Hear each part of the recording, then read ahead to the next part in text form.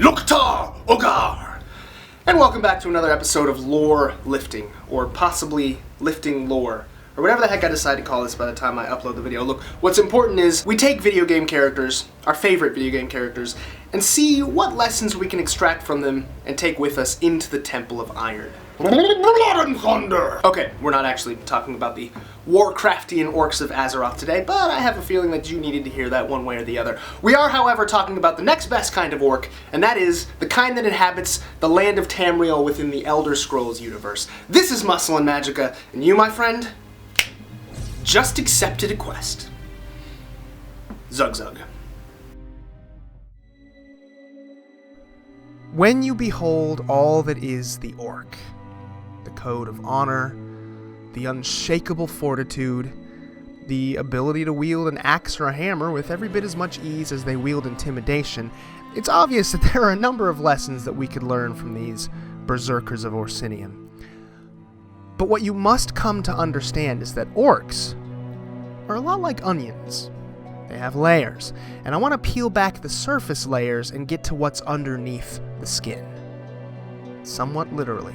You see, before they were the green-skinned masters of hypertrophy that you see today, the orcs, like several of the other beloved races of Tamriel, were something different. In fact, they used to be elves. That's right. A long, long time ago, way back in the Merethic era, there was just one unified collective race of elves, known as the Aldmer, named after their original home, the mythical and legendary island of Aldmeris. And the Aldmer were, well, they were becoming a little bit less unified as time went on. You see, the elves were undergoing what is today referred to as the Sundering of Aldmeris, which may sound like one of the unlisted ingredients in Kali Muscle's proprietary blend, but is really just a fancy phrase to describe the fracturing of their society along both cultural and racial lines. Now, there were a number of dissident subgroups within the Somerset Isles that were growing dissatisfied with the direction in which their culture was headed, for a variety of different reasons, ranging from the expectations placed upon them to worship the Aedra, their ancestors, to the growing number of Planet Fitness locations popping up around the island. One such dissatisfied group was called the Chimer, or Changed Ones, and they decided, quite frankly, that they'd had enough. In fact, they were preparing to follow the prophet Veloth to a new land where they would be free to worship the Daedra to their heart's content, as well as live in a judgment-free zone. It was at this point that the god knight Trinimac, ancestor spirit of the Aldmeri people, decided to take action. As the hand-picked champion of the elven god Audiel, it was Trinimac's duty and responsibility to protect his people. And in the interest of not allowing them to become any further divided than they already were, he delivered upon the rebellious Chimer the following edict. Lo, I say unto you, in the name of our ancestors, you bitches ain't going nowhere. Unfortunately, the Daedric Prince of Plots Boethia was rather fond of the idea of people worshipping him/her, and so confronted Trinimac. After a gargantuan battle of epic proportions, and according to some sources with the help of several other Daedric princes, Boethia managed to consume Trinimac. Now, whether literally or figuratively depends on whom you ask, as with most events that took place before recorded history, but one way or the other, Boethia, for all intents and purposes, excreted Trinimac. Now an entirely new, twisted creature, seething with hatred, he was forever transformed into the Daedric prince Malakath, a barely recognizable shade of the elven hero that he once was. But that's not all. You see, all of his closest and most loyal followers were transformed as well, equally cursed to walk the plane of Mundus for the rest of time as we measure it, as outcasts, never knowing a lasting home, and always with enemies at their backs. Now, why am I telling you this story? Apart from the fact that I'm a gigantic nerd. Well, as I mentioned earlier, there were actually a number of groups that split off originally from the Aldmeri and later became their own distinctive races. The Dunmer, who incidentally were the descendants of the Chimer mentioned in the story.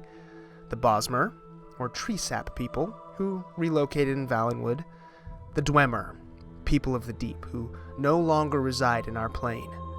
The Falmer, or snow elves, who now exist only as the betrayed ones. The Heartland High Elves, or Aelids, who established the very first empire Tamriel ever knew.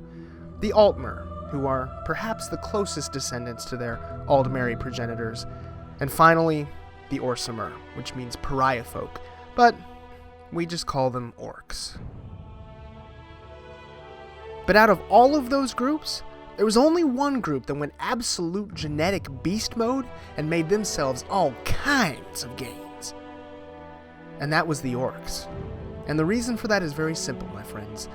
From the very beginning, Trinimac's followers knew exactly what they believed in no uncertain terms. And they didn't just know it, they applied it, as if it were a part of the very fiber of their being. They didn't let their training programs sit in the journal. They didn't let their macros stay on the paper. They walked the walk.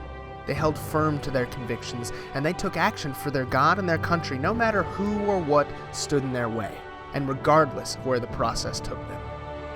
And because of their consistency, because of their dedication, the adversity that they saw resulted in astoundingly favorable adaptations. You also are going to undergo adversity of all kinds, Proud Knight. I mean, that's precisely what this game of Iron is all about, isn't it? Resistance. You can't grow without change. You cannot grow without bearing the weight of heavy load. And you better understand that it is going to hurt sometimes. Sometimes, you're going to go to bed hungry. Well, unless you practice intermittent fasting. Sometimes, you will bury yourself in the gym. Unless you properly schedule deloads. But you know what? Sometimes you just have to pick up the ashes of your fallen leader turned Daedric prince, rub them on your skin, and keep moving on. And I guarantee you that if you dig your feet into the ground, dig your traps into the bench, and hold firm like the Orsimer, all of that resistance, it's gonna pay off, because it will stimulate adaptation, which in turn will result in hypertrophy.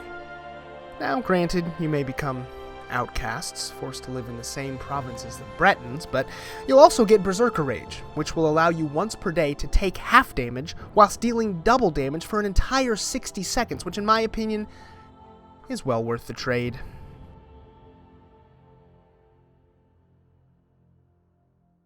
And that's going to wrap it up for this quest. Like the video to turn it in and get your experience points. And if you have any requests for video game characters or groups of characters or games that you would like to see in future lore lifting episodes, or really just any topic in general you'd like for me to cover, let me know in the comments section below. And of course, if you have yet to become a knight, subscribe to the channel and join the Order of Muscle and Magicka, where I arm you with various weapons and spells against bro magic and help you to find your own individual experience bar.